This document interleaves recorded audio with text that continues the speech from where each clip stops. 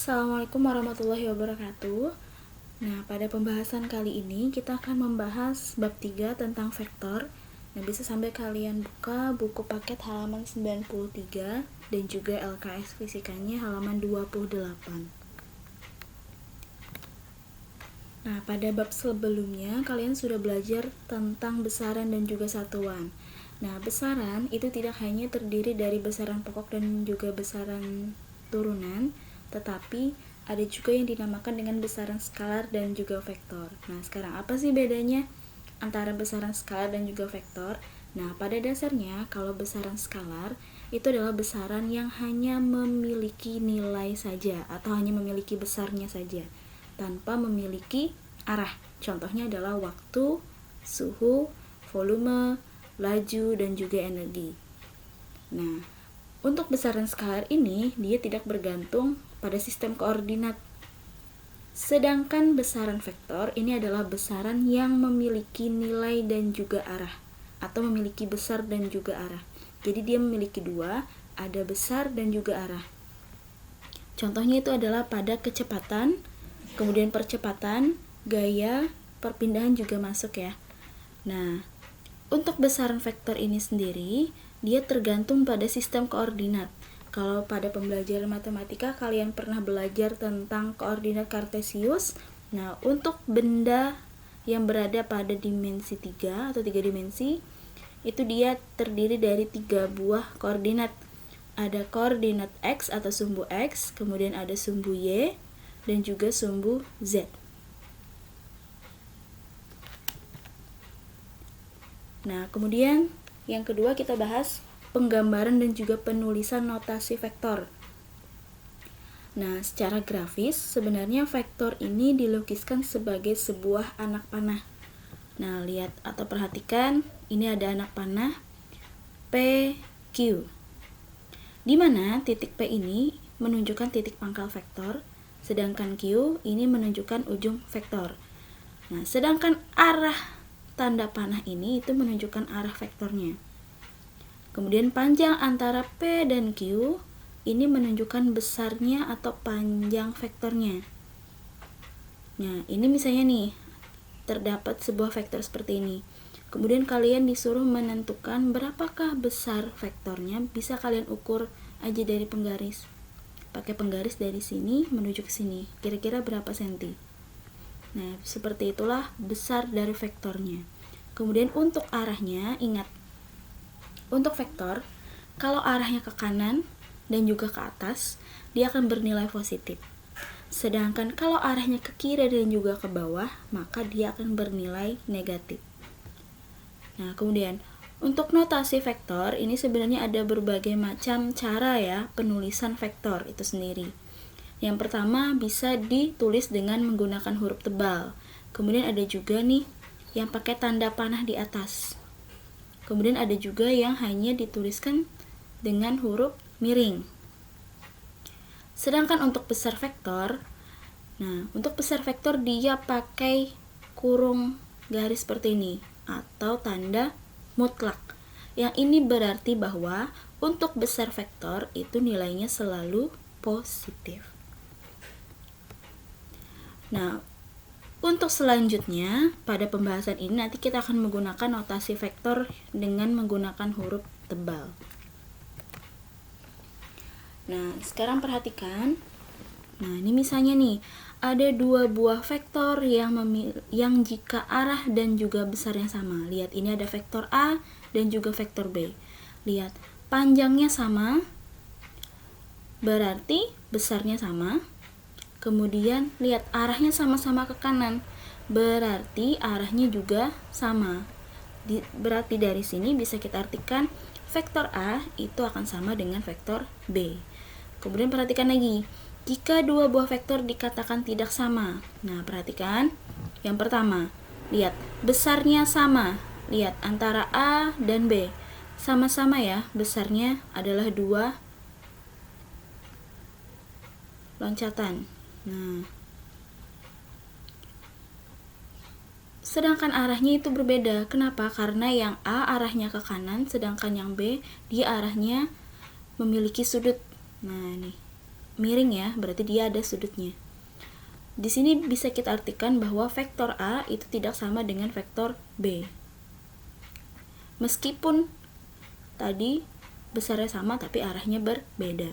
Sekarang yang kedua, misalnya adalah besarnya tidak sama namun arahnya sama. Lihat, arahnya sama-sama ke kanan, namun besar vektornya itu berbeda. Yang A hanya terdiri dari 2, sedangkan yang B terdiri dari 3. Hal ini juga berarti vektor A tidak sama dengan vektor B.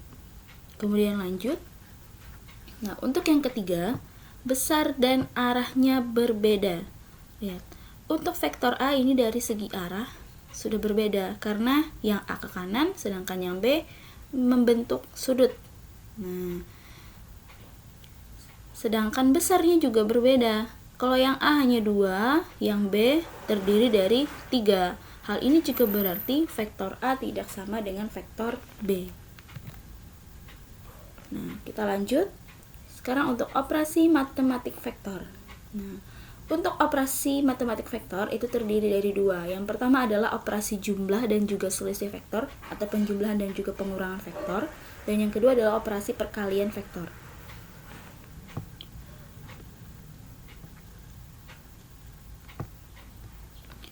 Oke, kita mulai. Yang pertama adalah jumlah dan juga selisih vektor. Nah, metode yang digunakan itu ada 4. Yang pertama adalah jajaran genjang, kemudian yang kedua segitiga, kemudian yang ketiga poligon, dan yang keempat adalah dengan metode uraian.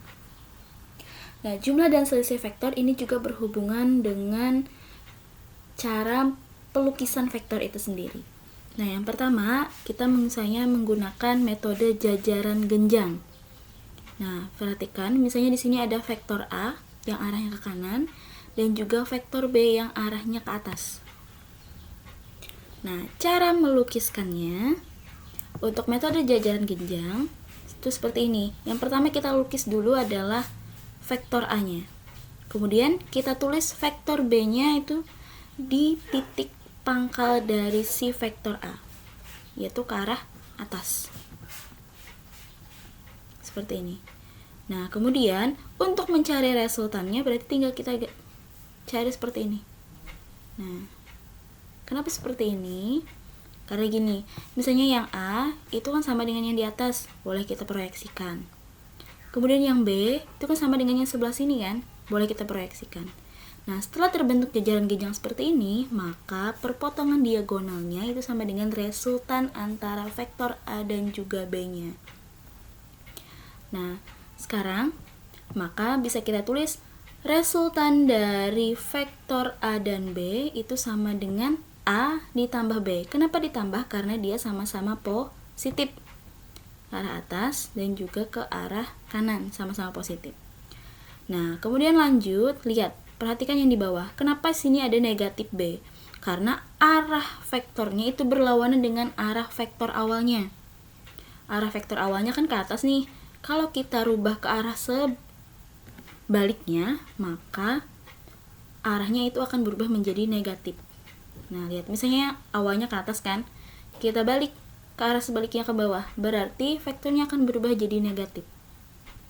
A-nya tetap. Nah, kalau terjadi seperti ini, berarti resultannya, ini maksudnya R ya, resultannya itu hanya untuk membedakan saja antara yang atas dengan yang bawah.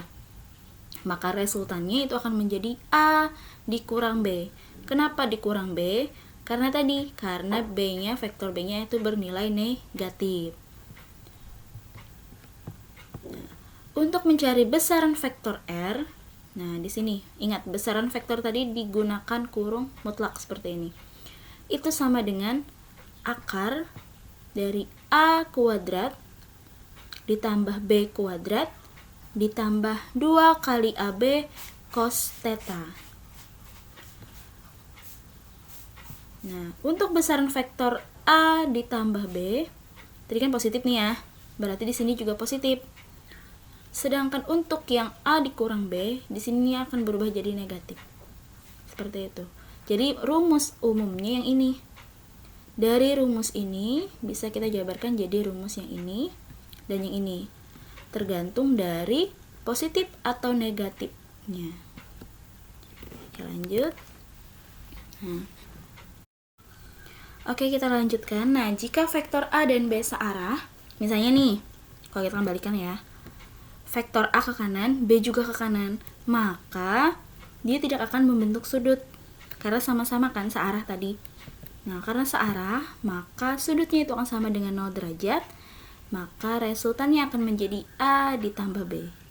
Sedangkan nih, jika vektor A dan B itu berlawanan arah, atau sudutnya akan berubah jadi 180 derajat, misalnya seperti ini. Vektor A ke kanan, sedangkan B ke kiri, sebaliknya. Meskipun dia membentuk garis lurus, tapi kan dia arahnya berlawanan, maka sudutnya itu sama dengan 180 derajat. Maka resultannya akan menjadi A dikurang B. Sedangkan jika vektor A dan B itu saling tegak lurus, misalnya adalah yang A ke kanan, yang B lurus ke atas, seperti ini. Maka sudutnya di sini kan membentuk sudut siku atau 90 derajat. Nah, kalau sudutnya 90 derajat, maka resultannya itu kan sama dengan 0. Nah, kemudian kita lanjut dengan metode segitiga. Nah, kalau metode segitiga ini adalah kebalikan dari metode jajaran genjang. Kalau jajaran genjang tadi kan vektor B-nya itu berada di titik pangkal si vektor A. Sedangkan untuk metode segitiga, nah kita lukiskan dulu. Misalnya A seperti ini. Nah, B-nya itu berada di ujung panah dari si vektor A. Berarti di sini melukiskannya. Jadi beda ya. Kalau si metode jajaran genjang tadi kan di sebelah sini, kita nuliskan B-nya. Sedangkan untuk segitiga itu di sini. Terus bagaimana resultannya? Nah, tinggal kita ambil titik perpotongannya. Nih, dari titik pangkal A menuju ke titik panah vektor B. Tinggal kita tarik garis yang arahnya ke arah panah vektor B. Maka akan muncul di sini A ditambah B. Jadi ini resultannya. Kemudian kita lanjutkan. Nah, untuk metode yang ketiga, ini adalah metode poligon atau yang segi banyak. Misalnya ini terdapat pada kasus jika vektornya itu terdiri lebih dari 2 buah vektor. Bisa 3, 4, 5, dan sebagainya. Nah, pada kasus di sini misalnya adalah terdapat 4 buah vektor. Nah, lihat. Di sini ada yang arahnya ke kanan, ke atas kiri, dan juga ke kiri. Nah, lihat untuk resultannya kenapa di sini positif semua? Karena kita anggap ini kan adalah vektor awalnya. Kita anggap kalau vektor awal itu selalu positif. Sedangkan misalnya nih, kalau kasusnya kan awalnya seperti ini.